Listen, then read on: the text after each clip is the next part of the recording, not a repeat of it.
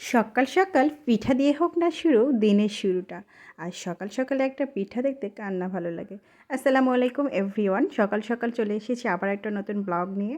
তো আমার নতুন ব্লগে আবারও সবাইকে শুভেচ্ছা জানিয়ে শুরু করেছি। তো সকাল সকাল ঘুম থেকে ওঠার পর তো যা হলো আমার সঙ্গে একটা দুর্ঘটনা ঘটে গেল। তো এই যে আমার কপালের পাশে একটা আঁচড়ে গেল, হঠাৎ করে ঘুম থেকে উঠে তাড়াহুড়ো করে মশারির নিচ থেকে বের হতে এই দুর্ঘটনাটা ঘটে যায়। তো আলহামদুলিল্লাহ সকাল সকাল পিঠা হাতে পেয়ে মনটা তো ফুরফুরে হয়ে গেল, মেজাজটাও চাঙ্গা হয়ে গেল, কেননা সকাল সকাল চায়ের শুরুটা হোক পিঠা দিয়ে। তো আমি চা শুরু হওয়ার আগে একটা পিঠা মুখে দিয়ে টেস্ট করতেছি পিঠাটা কেমন হয়েছে। আলহামদুলিল্লাহ অনেক ভালো হয়েছে। আর শীতের বাঙালিদের কিন্তু পিঠাবালির উৎসবটাই অনেক বড় একটা উৎসব। আর তো এই তো চার পানি দিয়ে দিলাম, যেহেতু পিঠাটা হাতে অলরেডি চলে আসলো, তো পিঠাটা পেয়ে আলহামদুলিল্লাহ খুবই ভালো লাগছে। সেই সাথে চার পানিটা দিয়ে দিলাম, চা খেলে চাঙ্গা হয়ে যাবে মুডটা এবং ফ্রেশ হয়ে যাবে। তো সকাল সকালে চা খাওয়ার সঙ্গে সঙ্গে আরেকটা পরিকল্পনা মাথায় আসলো, যেহেতু আমার ছেলেরা চাপটি খেতে খুব পছন্দ করে। আর এটা আমি কিন্তু অলওয়েজ করে থাকি, সকাল হোক বিকেল হোক যে কোনো টাইমে হোক এটা বানিয়ে থাকি। তো চটজলদি মনে পড়ে যাওয়ার সঙ্গে আটাও নিয়েছি, গতকাল রাতে মনে পড়েছে অনেকগুলো আটা তুলেছি, এখানে 5 কেজি আটার মতো নিয়ে নিয়েছি। তো সেখান থেকে দেখে যে বয়ামে ভরার পর অনেকটা এক্সট্রা রয়ে যাচ্ছে, তো ভাবলাম একটু চাপটি ভাজলে কেমন হয়েছে। যেই কাজ সেই কথা। তো এই তো শুরু করেছি। তো এখানে আমি মরিচ, পেঁয়াজ, একটু নুন এবং চিনির সাহায্যে কিন্তু আটাটাকে সুন্দর করে কাঁচা পানি দিয়ে একদম পাতলা করে মেখে নিব। যদিও ক্যামেরাটা আমি এক হাতে ধরছি, একটু ডিস্টার্ব হচ্ছে, তবুও তারপর দেখাচ্ছি। আমি জানি এটা অনেকেই পারে, এটা কোনো দেখানোর মতো বিষয় না, বা এটা কোনো মানে কি বলবো এমন কোনো রেসিপি না যেটা সবাই সঙ্গে শেয়ার করতে হবে বানানোটা। এটা আলহামদুলিল্লাহ সবাই জানে কম বেশি। আর আমার কিন্তু খিদে পেলে, অল্প স্বল্প খিদে পেলে কিন্তু এটা বানিয়ে খাই, তো আমার কিন্তু ভালো লাগে। এখানে যদি একটু মরিচের গুঁড়ো দিতে পারি বা বিভিন্ন ধনেপাতা দিতে পারি আরও টেস্টি হয়, যেহেতু আমার মরিচের গুঁড়ো বা ধনেপাতা কোনোটাই আমার স্টকে নেই। তো এই জন্য আর কি ন্যাচারালভাবে বানিয়ে ফেললাম। এই তো তাওয়াটা অলরেডি গরম হয়ে গেছে, তবে এটা আমার তাওয়াটা একটু সমস্যা হওয়ার কারণ আমি একটু হালকা একটু তেল দিয়ে নিয়েছি, তারপর হয়নি। একটু হালকা স্লাইস তেল দেওয়া থাকলে হয় কি মানে সুন্দর হয়, একবারেই সুন্দর হয়, জিনিসটা লেগে যায় না, আর খুব সুন্দর হয়, সহজে উঠে যায়। তো সেখান থেকে এই তো চাপটিটা পাতলা করে দিচ্ছি, যত পাতলা করে দিতে পারবেন দেখতেও সুন্দর আর টেস্টিও হয় সুন্দর। আর মোট কথা সেটা সিদ্ধ হয়ে যায়, কারণ নাহলে ভিতরে কাঁচা থেকে যত মোটা করবেন ভিতরে কাঁচা থেকে যাবে, আর কাঁচা থাকলে কিন্তু মোটেও ভালো লাগবে না। তো এটা যত পাতলা করতে পারবেন। আর এখানে কিন্তু ধনিয়া পাতার সঙ্গে যদি আপনি ডিম ভেজে দিতে পারেন তো আলহামদুলিল্লাহ। আর সেটা যদি আপনি সস দিয়ে খান তো কোনো কথাই নেই। তবে কোনো একদিন আমি সেটাও রেসিপি শেয়ার করবো আমার কোনো এক নতুন ব্লগ ভিডিওতে।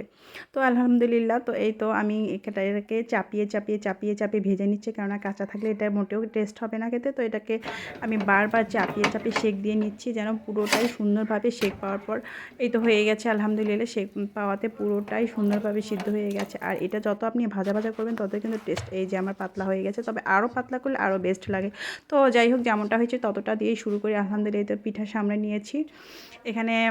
এখানে আছে তেল ভাজা পিঠা, আর এটাকে লক্ষ্মীবিলাস পিঠা বলে। যদিও আমার বাবার বাড়িতে কিন্তু এই পিঠাটাকে লক্ষ্মীবিলাস বলে না, নুনছা বলে, এখানে আবার ফির লক্ষ্মীবিলাস বলে। তো যাই হোক, শ্বশুরবাড়িটাকে ধরে রাখতে হবে। একটা নারী শ্বশুরবাড়ি কিন্তু সবচেয়ে বড় সম্পদ বলেন, সম্মান বলেন, বা বিশ্বস্ত জায়গা বলেন, সেটা থেকে কিন্তু যদিও একটা নারী সবসময় কিন্তু তার বাবা মার ঘরেই কিন্তু সবচেয়ে বেশি আদর হয়। স্বামীর বাড়িতে আসার পর অনেক দায়িত্ব, অনেক কর্তব্য পালন করতে হয়। এই তো আমার 2 ছেলে আলহামদুলিল্লাহ, ওরা কিন্তু নিজেরাই আসতে চায় না ক্যামেরাতে, আমি কিন্তু জোর করে ধরে নিয়ে আসলাম, কেননা বললাম যে আম্মুর সঙ্গে সময়টা পাস করলে তোমাদেরও ভালো লাগবে, আর ক্যামেরা বন্ধু হলে কিন্তু প্রতিটা মুহূর্তে আমাদের সুন্দর কাটবে। তো আমি আমার 2 ছেলেকে নিয়ে আমার জীবন পার করতে এসেছি। তো আলহামদুলিল্লাহ আমার 2 ছেলে কিন্তু আমার জীবনের চোখের মণি বলুন বা বেঁচে থাকার অক্সিজেন, যেটাই বলুন না কেন, আমার সন্তান দুটো কিন্তু আরেকটা না, শুধু আমার না, প্রত্যেকটা নারীর জীবনে কিন্তু তার সন্তান অনেক বড় সম্পদ। একটা নারীর কিন্তু দিন শেষে যত আঘাতই হোক না কেন, সন্তানের মায়া ভরা মুখটা দেখলে বা তার হাসিটা দেখলে মনে হয় নারী সব কিছুই সহ্য করতে পারে। যেমনটা পেরেছিল 10 মাসের দীর্ঘ অসহ্য বেদনার পরে, ব্যথার পরে দুনিয়াতে তার আগমন ঘটাতে, তেমনি কিন্তু একজন নারী হাজারটা কষ্ট সইতে পারে চোখ বুজে, শুধু তার সন্তানের মায়ায় পড়ে। তো এই তো আমি ফ্রিজ থেকে আসলে মাসের শেষ, ফ্রিজে তেমন কিছুই ছিল না। আর যেহেতু আমাকে কিছু না কিছু সকাল সকাল রান্না করতে হবে, সেই টেনশন মাথায় থেকে এই তো পাবো মাছ ছিল ফ্রিজে কিছু। তো আমার শাশুড়ি আবার খুব সুন্দরভাবে ছোট একটা বড় একটা এভাবে করে রাখে। আসলে শাশুড়িটা বুঝি এমনই হয়, তারা বেশি সংসারী হয়, ঘরোয়া কাজকর্মে অনেক বেশি পটু হয়ে থাকে, যা আমরা নতুন বউরা এসে অনেক কিছুই পারি না। যদিও বিয়ে অনেক বছর হয়ে গেছে, নতুন নই, জীবনের অনেকগুলো বছর সুখ দুঃখে কাটিয়েছি, এখনও জীবনের অনেকটা পথ বাকি, যদি বেঁচে থাকে, আল্লাহ যদি বেঁচে রাখে, অনেকটা দীর্ঘ পথ লম্বা বাকি। তো এখানে এই তো আমার মুরগি কালকে ডিম পেড়ে রেখে আছে, তো আমি ডিম দুটোকে এখন সিদ্ধই দেবো, যেহেতু আমার দুটো ছেলে আছে, সকালে ওদেরকে ডিম সেদ্ধ দেবো। তো আমি কিন্তু এই হাঁস মুরগি পালতে খুব খুব পছন্দ করি। এখন কে কী ভাববে আমি জানি না, কিন্তু আমার কিন্তু এগুলো পালতে খুবই পছন্দ করে। মা চাচিদের সকল ছোটোবেলা থেকেই দেখে এসেছি, তারা কিন্তু এগুলো পালে। আর আমি যেহেতু গ্রামের মেয়ে, গ্রামে বড় হয়েছি, তো এসবের মধ্যে কিন্তুই বড় হয়েছি। এখানে আলাদা করে বলতে পারবো না যে আমি শহরে থাকবো বলে যে এসব করবো না, তা না। আমার কিন্তু এগুলো ভালো লাগে, অবসর টাইমে এদের সাথে সময় পাস করতে, এদের সঙ্গে সময় কাটতে বেশ ভালো লাগে। এই তো আমার মুরগির বাচ্চা। তো আমি এটাকে কিন্তু ছোটো ছোটো কয়েকটা খোপ করে নিয়েছি, উপরতলায় একটা দিয়েছি, ছোটোদের নিচতলায় একটা দিয়েছি। আমার কিন্তু বেশ অনেকগুলোই মুরগি আছে। তো ওটা হচ্ছে উপরতলায়, আর নিচের তলায় আবার এগুলো মুরগি আছে। একগুলোকে খাবার আদার দিয়ে দেখে আরেকগুলো লাফালাফি শুরু করে ফেলেছে। তো এই তো এগুলো কিন্তু বেশ বড় হয়ে উঠেছে। এগুলোর 1 মাস বয়স, কিন্তু তারপরে দেখেন আলহামদুলিল্লাহ কতটা বড় হয়েছে। তো আসলে যত্নের কাছে সব কিছু। আপনি যে কোনো জিনিসকে যত যত্ন করবেন, মায়ায় পড়ে যে সে জিনিসটাকে যত গুরুত্ব দিয়ে কাজ করবেন, ততটাই সেটা কিন্তু বৃদ্ধি পাবে। আর এখান থেকেই তো আমি ছাদে উঠলাম। আমার ছাদের অবস্থা কেরোসিন, যেহেতু আমার শারীরিক অসুস্থতার কারণে আমি 3-4 দিন ধরে ছাদে উঠি না। তো এখানেই তো আমি শখ করে এই গাছটা কিন্তু বাজার থেকে আসার সময় এনে লাগিয়েছিলাম। তো আলহামদুলিল্লাহ সিমে কিন্তু ফুল এসেছে। অলরেডি সিম কিন্তু বাজারে এখন অ্যাভেলেবেল পাওয়া যায়। তো আসলে সেটা না, কোনো কিছু মানে চারা লাগানোর পর যখন সেটা বৃদ্ধি পায়, যে দেখতে সুন্দর, এই যে একটা মানসিক তৃপ্তি, এটা কিন্তু অনেক বেশি। আসলে সিম খেতে হবে এমনটা কোনো কথা নয় কিন্তু। কিছু কিছু শখের জিনিসগুলো আছে, যে হোক না হোক কিন্তু তারপরেও দেখতে কিন্তু বেশ ভালো লাগে। সেরকম থেকে এসব কিছু, এখানে লাউ গাছ, এই যে রোদে পানি দেওয়া হয় না, গাছের গোড়া একদম পানি নেই, শুকিয়ে আছে।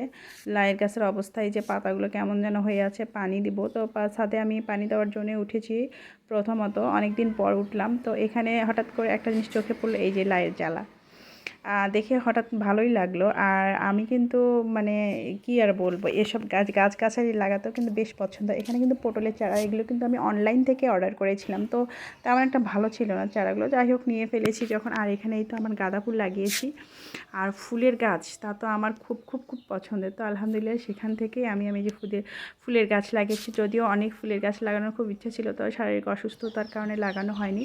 তো এখানে কিন্তু আমি একটা জিনিস খুব রিস্ক নিয়ে এগিয়ে যাচ্ছি। যদিও দেখেন আমার নিচটা কিন্তু একদম ফাঁকা, যে কোনো মুহূর্তে আমি পড়ে যেতে পারি। তো ভাবলাম, এই যে আমার রান্নাঘরের চালে কিন্তু দেখেন আমার লাইয়ের গাছটা উঠে গেছে। তো ভাবলাম এখানে থাকলে ধারিয়া শলিয়ার বাচ্চা এটাকে কেটে দিতে পারে। তো সেখান থেকে ভাবলাম যে এটাকে ছাদের দিকে এগিয়ে যদি দিতে পারি বেশ ভালো। তাই রিস্ক নিয়ে, খুবই রিস্ক, এটাতে কখন যে পা পিছলে পড়ে যাবো আমি নিজেও জানি না। তারপর সেই রিস্ক থেকে নিয়ে কিন্তু আমি এটাকে সোজা করে দিচ্ছি, যেন সবসময় ছাদে থাকলে আমি যে কোনো সময় লাইট ডাল কেটে পারি।